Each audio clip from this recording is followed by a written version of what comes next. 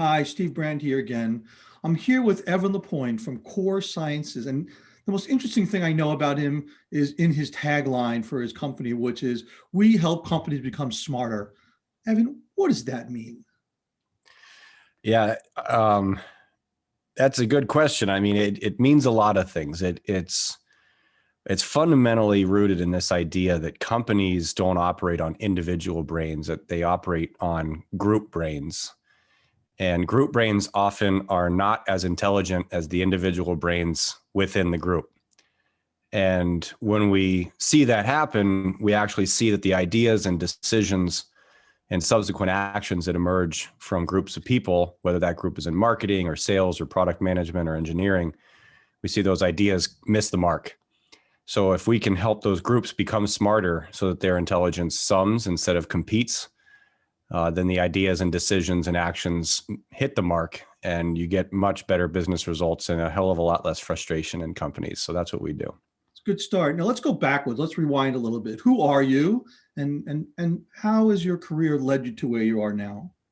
I'm Quickly. still figuring out who I am, I guess you could say. But most of my career has been in data and analytics, and I've always had kind of an underlying interest in psychology and economics and engineering. Those were my degrees that I graduated from college with even. And I kind of called it the Dilbert dilemma for the longest time, which is the Dilbert comic is playing in this space of making fun of how the engineers don't understand business and the business people don't understand engineering. And wouldn't it really be something if they both understood each other? So I just always thought it would be interesting to try to be that guy. And that led me into the world of software. It led me into the world of data and analytics, where we look at the real world results of our actions. And, I like to joke that, when people ask me how I got from the world of data to the world of culture and psychology and teams and making companies smarter, it's a very logical conclusion because nothing wreaks more havoc on a room than a piece of data. You could throw a honey badger into a conference room and it wouldn't wreak a tenth of the turmoil and havoc on that room that a single spreadsheet about last quarter's marketing would. And that's because data brings about in people all sorts of emotional responses and social dynamics and defensiveness about decisions that we made in the past. And some people don't want that data to come to light, and other people do want that data to come to light. So nothing tests a company's culture or the health of its psychological makeup like data.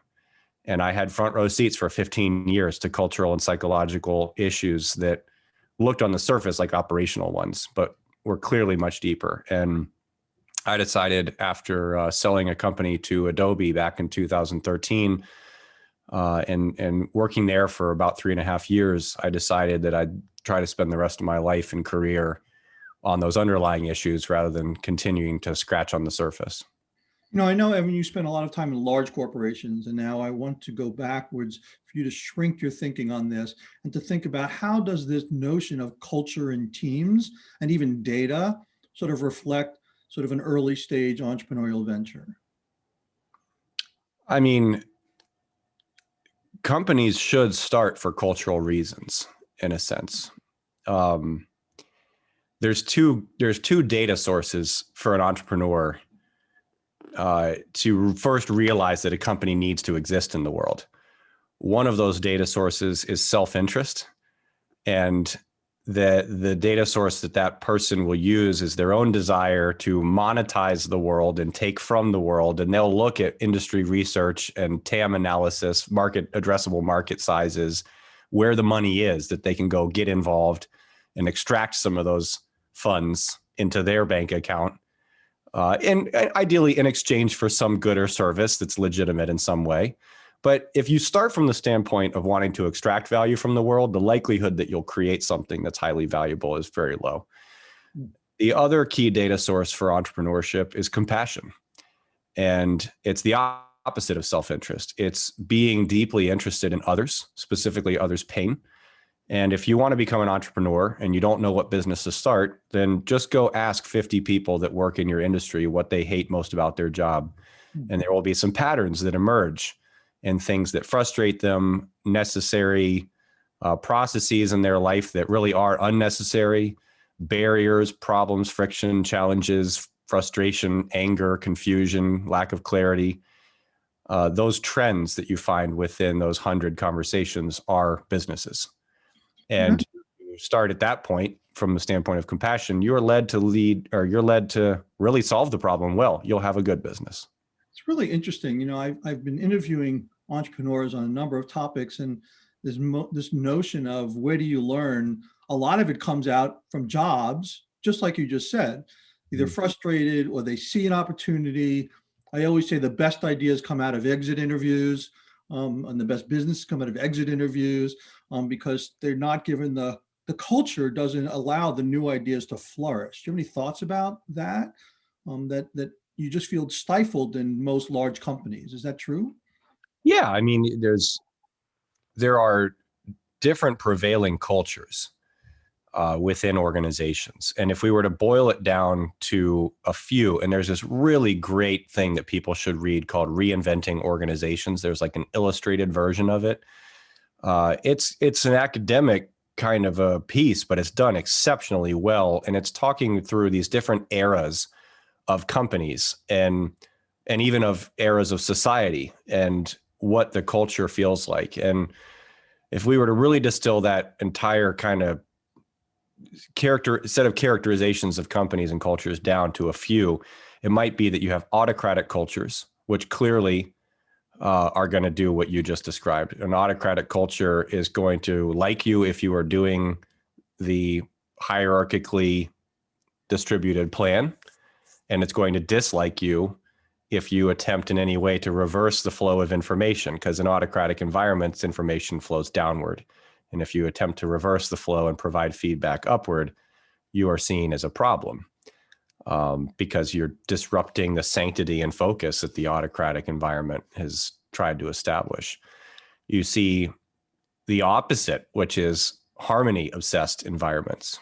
And I like to say that companies have at least two cultures. They have a culture in the work and a culture around the work. And you can kind of look at the culture around the work as this glow that emanates from great work. If a company does really great things and they get to enjoy that by having a high quality of life and a lot of harmony in the team, and they get to do things like go on neat adventures together and rope courses and colorful bicycles and free food and neat break rooms and stuff like that. And then other companies get that wrong and they adopt another company's culture around the work without realizing that it came from that other company's culture in the work, which is their quality standards, why they exist, how they communicate, how they become intelligent, how they create value. And they get the colorful bicycles and the ping pong tables and the beer and the break room and the free food, and they expect that the work itself to magically become better. But that culture of harmony around the work does the opposite of what the autocratic culture does. It actually destroys communication. Because if everybody's been told, oh, if you feel even remotely disturbed by anything anybody ever says about anything, then that information is inherently bad. And then we go back to that meeting where we talked about the data, the spreadsheet of last quarter's marketing results being thrown in. That's going to make a lot of people uncomfortable. And now we're going to say, well, I guess we shouldn't even look at the data because it makes people uncomfortable. We shouldn't talk about things. We shouldn't talk about quality that's not up to standard. It's really good that you designed that architecture in our critical systems last month, but you did it really poorly. But I'm afraid to say anything to you because I don't want to upset you. And that's how companies start to fall apart in a harmony-obsessed culture, which you'd think harmony is inherently a good thing, but it's not good when it destroys our ability to communicate with one another. What's the common ground there? Like, how do you create one that at least is a pleasant place to be? And, that's harmony piece. It's nice to come to work, but at the same time, it's really focused on what the company should be focused on. How do you create that balance? Or is that not really the point? Oh, it's very much the point. And I think that's kind of what the tug of war people are caught in, right? Is they go, well, if you don't have a harmonious environment, then do you have a disharmonious environment? And you go, no. You're getting cause and effect backwards. Harmony is an effect, not a cause. And it's an effect of human beings respecting each other and succeeding together and using what I would encourage companies to do it's a result of behaving Socratically. So Socrates had conversations with other people, not to blab on and on and on about what he knew and hear how smart he was from the other person, and hear how much everybody agrees with him. He specifically began conversations to discover what he didn't know. So he would say, hey, Stephen, I've got this idea. I've been thinking about this for months. It's this, this, this. Can you tell me, what am I missing here? And he would invite and make the purpose of the conversation your feedback. And what we're doing is we're taking the feedback that, if I hadn't asked you for it, might create disharmony. If I said, Stephen, this is what I think, this is how I think the world works. And now you're going over there, oh God, that's not how the world works. Should I say something? And if you're in a harmony culture, no, I shouldn't say something. I should just let him keep believing that nonsense. But if I ask you in a Socratic environment, hey, I want to share a couple ideas with you, but the purpose of sharing those ideas is for you to criticize them and to tell me what I'm missing here. Like, this is how I think the world works. What am I missing? And you go, a whole bunch. I go, good. I'm glad I had this conversation with you. And now we're going to have harmony, but we're going to have harmony as an effect, right, instead of a cause. And that's the way that we can do it. We're just, curiosity, maybe if we broke it down to one word, curiosity is the word that gets us there. Are we curious when we enter conversation, or are we looking for validation of our ideas? And we require some vulnerability to become curious, and that's the trick. And we can talk about how to get there if you want. Yeah, so how to get to curiosity? Is that what the... Yeah, how to get to curiosity in an environment that has the safety where curiosity can thrive. Yeah. Is curiosity learned, or is it, ingrained in different people? How do you learn how to be more curious? I mean, I've been asking questions since I was 2 years old. Like, can people just learn that? Or it's just like, you're either curious or you're not? Yeah, it's an interesting question. And the answer is yes, it's both. Some people are born more curious. Some people are born less curious. And, anybody can learn to be more curious. I think the problem is when cultures create a negative reinforcement loop. So I was just talking to a partner of ours yesterday on the phone about this. And they said, well, I can't ask people what I'm missing. They expect me to be an expert, and they'll probably say things like, you're supposed to know all this stuff. If you're asking that, maybe we should have gotten somebody else. And I said, well, part of it is, you can give them the digital salute and just give them 2 middle fingers and say, you're not the kind of place that deserves this kind of insight and talent. But the other side of it is that's not a safe environment, because nobody knows everything. And experts actually tend to be the most curious people. It's amateurs who pretend to know everything. And that effect that we're talking about is called the Dunning-Kruger effect, where a person who knows very little about something is likely to pretend like they know everything.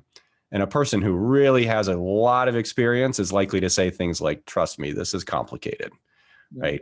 Versus an amateur who's likely to say, oh, I've got this all figured out. So that's the thing. We don't want to penalize the people who say, trust me, this is complicated. We want to make sure that the amateurs who are pretending to be amateurs are very uncomfortable, and they're out in the sunlight. And we're saying, if you ever pretend to be certain about something, chances are you're an idiot. So that's kind of a starting point. What's interesting about that is, I would think that the difference between a good, someone who's trying to raise money for their company in a good way versus a bad way is, if you're curious, does that lead to more investment money? I mean, is that something, that vulnerability, is that a good thing when someone's trying to either a big customer or an investor? Like, that notion of needing to know everything, how does that fit when you're playing outside the company with people on the outside, investors or big customers or whatever? I mean, for customers, you're trying to solve their problems. So it really helps to be vulnerable and ask those questions. And, you share with me what your needs are. I'm an expert. I'm a supplier of goods or services that can help you out. And I'm going to say, okay, here's what I think I understand about your situation, because everybody's unique. This is what's going on these are the frustrations, these are the symptoms that are showing up, here are the people most affected. What am I missing here? And here's kind of the solution we're proposing for this. We think this will fit with this and this will fit with this based on past experience. What are we missing? Is there anything here that seems like it's out of alignment? So you're using it to productively move toward an answer. And I kind of talk about the difference between wanting to be right versus wanting to get it right. It's that the effort of the conversation is we're trying to get it right. And if we come at the conversation with the hope that we are going to be right, then we often miss our opportunity to get it right. It's not like we're coming to the conversation acting like we're clueless. We're coming to the conversation saying, we really are hell bent on getting this right. So let's make sure we're sweeping in the quarters. And if it makes you uncomfortable for me to ask you if I'm missing anything, then we probably also need to work on your culture and environment, because that's also screwed up, not just this problem. Yeah. We started this conversation, or at least the series of interviews I've been doing, about how people learn. And you're uncovering this level of curiosity, this deep curiosity to learn from either customers or the people you work with. Do you have any pointers or ideas on how to sort of navigate the world? I mean, for you, how do you learn new things? Obviously, you've got a real depth of knowledge of teams and culture and, of course, analytics. Can you give me some sense of how you learn? If there's something new that you need to know, how do you do that? Well, it's never been easier, that's for sure. It's not just Google; it's also Twitter and YouTube, and it's insane what we have at our fingertips now to learn. So for me, I got really interested about a year ago in the underlying neuroscience that sits underneath psychology. And for a long time, it's been a true statement that the social sciences are not exactly scientific, right? There's replicability issues, and there's a lot of legitimate complaints, and the legitimate complaints get conflated with the not so legitimate complaints. So if we have a replication issue with, let's say, some psychological research, and let's say, for sake of argument, 25% of all psychological research can't be replicated. Well, that doesn't mean that 100% can't be replicated. And we tend to get stuck in those things. So that's one of the problems that the kind of the flow of information is causing right now. But just as an example, I got into this, and what's building a bridge between social science and science was the magnetic resonance imaging machine, so an MRI. Now we can do these psychological things. We can induce certain emotions or ask certain types of questions or pose certain problems, and we can watch what happens in the brain physiologically while these things are going on, and link brain structure and psychology and thinking patterns and all sorts of things. So I got really into that, and that led me to Google, and it led me to Wikipedia, and it led me to all sorts of NIH studies that are published there in their library, and it led me to all sorts of stuff. So now I start thinking about things like, okay, you have that agreeable versus disagreeable person who uses compassion or self-interest to fuel their strategies for their business. And the compassionate person is going to use the data source of other people and their qualitative feedback, and the more self-interested person might use research and empirical kind of data, both of which are readily available today in various forms. And I got into that. Well, what's the underlying neuroscience there? And I was digging and digging and digging, and came across this article that was talking about this anterior, the anterior something cortex. It's located kind of here and here. And it's also associated with the release of oxytocin, which is a chemical that creates bonding. So when mothers are breastfeeding, oxytocin is being released, and that's the chemical that kind of bonds us to other people. And there's different things that release oxytocin. And, I know we're going down a tangent here, but it's just amazing to me that I could learn all this stuff and say, okay, wait, oxytocin is a thing that makes people notice each other more. It's a very interesting thing. Now I've got this underlying physiological neuroscientific idea. I understand the mechanics of agreeableness, the mechanics of Stephen, why you're a nice person who notices me and you ask me how I'm feeling and you actually mean it, and why another person doesn't. And it's because your focus includes your own thoughts, and it also includes me. And if I'm in the room, you'll notice me in some balance to your own thoughts. And a disagreeable person notices their own thoughts far more than they notice others. So they're caught up in their own internal dialogue in their internal world with their internal needs and their internal desires. And in proportion to those internal needs and desires, other people are not noticed or considered. And it's analog. So it's not like it's, you're either completely missing it or you got it this other way. There's every single gradient in between. So that's how I do it. I just kind of get hung up on a question. I see a watch that can tell me the moon phase. And I'm like, well, that's cool. How does that work? And I want to take the whole watch apart. And the internet lets me take the watch apart and learn what every part's called. So, I'm an academic. I've read, hundreds and hundreds of articles, and they don't all agree with each other. So you're out there on the internet finding articles, and it's like, I now understand it. But wait a minute. I go find another article and they say something totally opposite, or the researcher positions it one way, and the old fake news or fake research, whatever. It's not fake. It's perspective. So what are your thoughts about how do you as a learner navigate differences of opinion, or different ways of communicating what they know, experts? Yeah. So, that's a great question. And I think the question actually has some hidden attributes to it, because a lot of times when we say that A and B disagree, a great example, the same group of people that we were just talking about earlier, one of the guys sent me a message over Slack yesterday, and he included the CEO of Snowflake, who was interviewed on CNBC. And he was interviewed as saying, one of his go-to ideas in business is, if you could only do one thing, what would that be? What's the most important thing? And he asked everybody in the company that question. And if the person doesn't have an answer, then he says that person isn't prepared. And this guy, Mark, was asking me, what do you think about that? And I was like, personally, I think that's the dumbest thing I've ever heard in my life, because that company isn't going to do one thing ever. And people who have a deep understanding of the internal interconnectedness of systems that are at work inside of that business, as a systems thinker, you would never choose one part of a system to call the most important thing.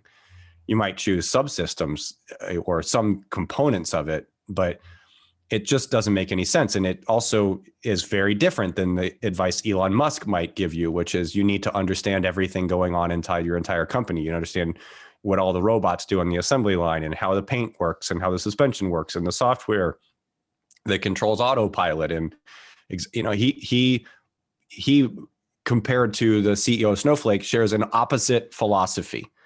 So if we come up to the layer of what's the right way of doing it, what's the tactic, what's the right tactic, you'll find tons and tons of disagreement up at that level, where you ask them both the same question and they give you two different answers.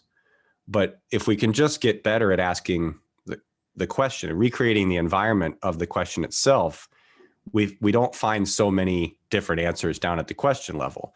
And one of the ideas is, a lot of companies have borrowed the phrase fail faster from Google.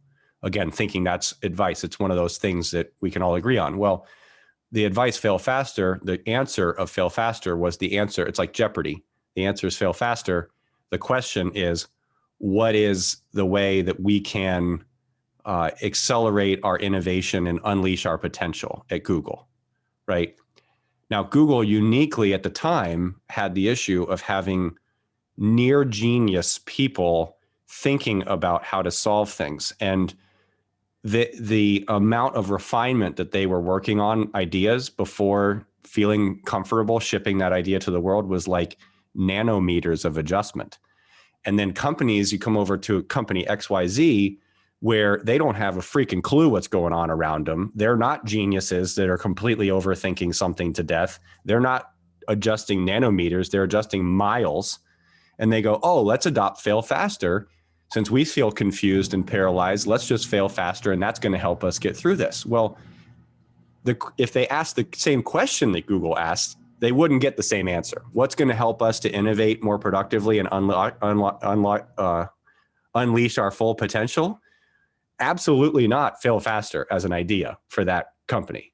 So the question is the right question. How do we innovate and unleash our full potential? And the answer for Google looks like this, and the answer for you is going to look completely different. So I kind of tend to not get caught up in people's advice about what to do. I kind of get more caught up in what's the underlying set of questions that are the really, really, really good questions for us to ask ourselves so that we can creatively generate our own answer and use other answers potentially as just inspiration. But fail faster is such a good example of this because I hear it all the time in teams that are grossly underthinking and unaware of the environment around them. And all they do is fail always. They fail more spectacularly, more frequently, create more mistakes with more burden to clean up all the wreckage later than if they had just done nothing. They would literally be better off standing still than inducing the losses that come from fail faster. So, in terms of the culture, which I believe actually this notion of what you know and how you act in terms of fail faster, whatever it is. But if you go backwards to thinking about an early stage company, I'm a founder, I'm starting to build a team. I put on team members sometimes because I'm desperate, because I need someone to do it for free for a while, or I raise money and I can hire people who are smarter than me. But what do you think is a way? And I've worked with a lot of entrepreneurs who make the wrong decisions in who they're going to hire and partner with. They give them equity and they said, oh, that's going to be great, and nothing works out. So they have to reverse on that one. So what are your thoughts about an early stage entrepreneur who's starting to build a company?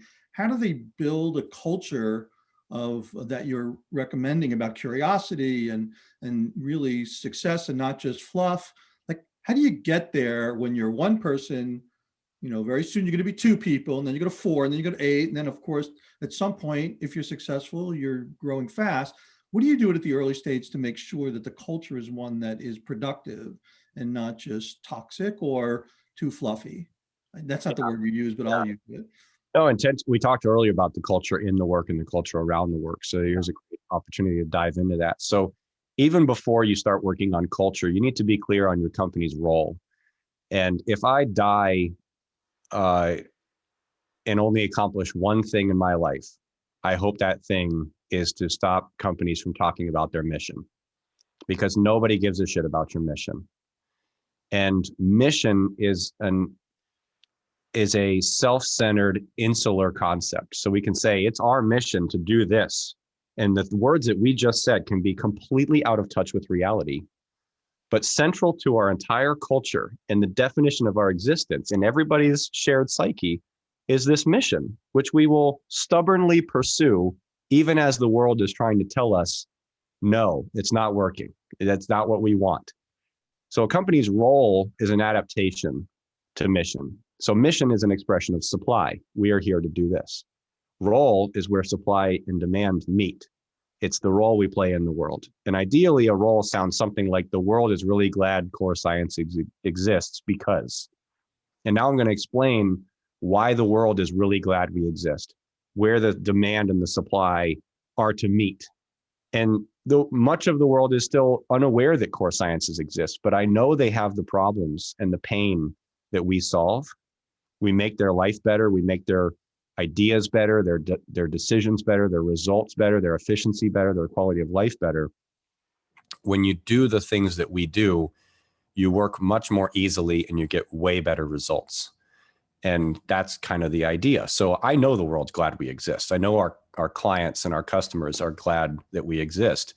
And I want everybody in my company to feel the obligation that's associated with a role. The world's glad we exist. Well, if I'm about to take an action and the center of our entire existence and culture is based on this role, my action needs to fulfill that role. I am obligated to the world. That's why we're here, for them, at their pleasure. So I better make a good decision right now, or the world's not going to be glad that we exist. Versus our mission, we can just sit here in our own little centrifuge, not paying attention to the world and thinking we're doing a great job when we're doing something completely irrelevant or something that the world doesn't want to exist. So culture, the culture of production that we talked about before, the culture in the work, is how we believe we fulfill the role.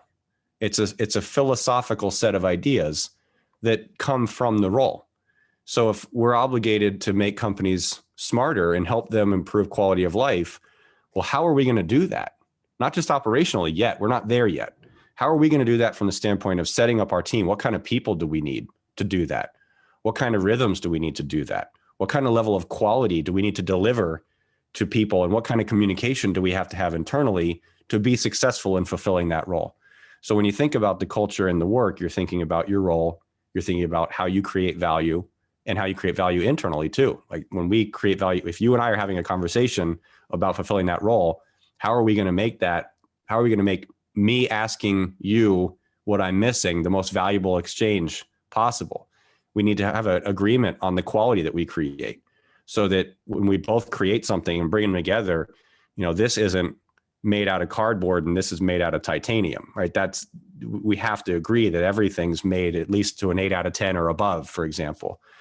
And we have to have clear communication and understanding of like what it's like to communicate internally and externally and how we become intelligent. So the philosophy of intelligence is what we really focus on most as a business. How do you become super smart so you're aware, situationally aware?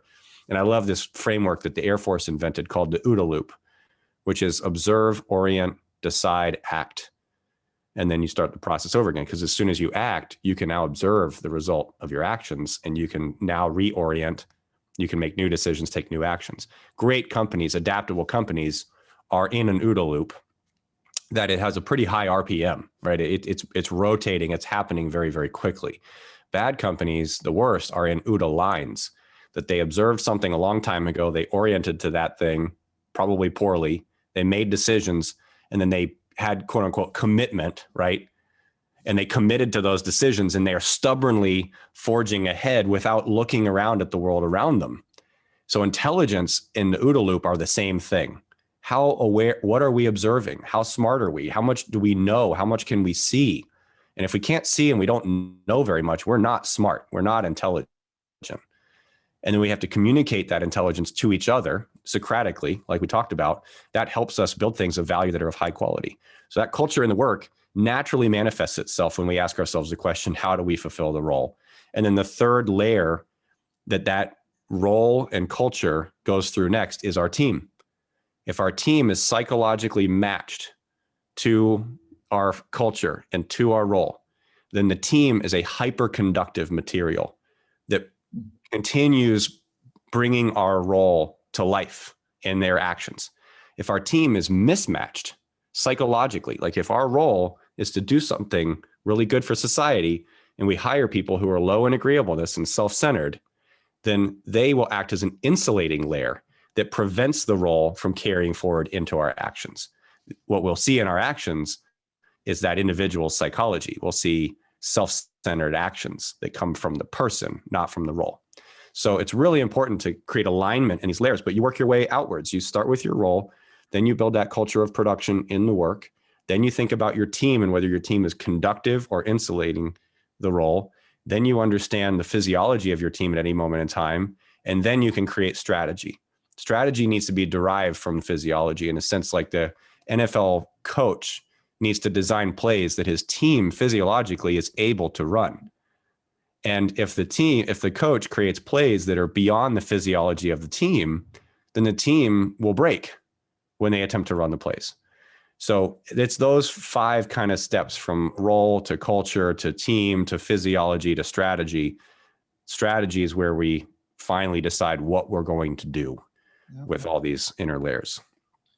Evan, I've learned I could talk to you for hours and we'll never end, but I do need to sort of come to a close. I'm going to have to do another interview with you soon, but I do want to ask one more question, and that is, as a former professor, I guess I'll always be a professor, but I always think students come to me and say to me, should I start a company right out of school or make my way into a full-time job and then figure out what I want to do? From the idea of curiosity and being naive, is it better to be naive and start a company, or is it better to be experienced and frustrated and then make your way out to start a company based on what you've learned or do not like in the company that you've in, if that's the case? Do you have any thoughts about that? If you were giving advice to a 22-year-old before they leave the comfort of home and of school, what do you suggest? Boy, this is one of those answers versus questions types type of things. So I'll try to create a flexible enough answer. But something that does come to mind is, if by your nature, by your disposition, you tend to be a rebel, you might as well just start a company right off the bat. You can go get a job and you'll probably feel weird and out of place. And maybe you do that to learn something, knowing that you're always going to be out of place. You're going to end up doing something. Like, I feel like the most unemployable person on planet Earth. And that's why I've been an entrepreneur so many times, because I have to do it that way. I just don't feel like I fit in.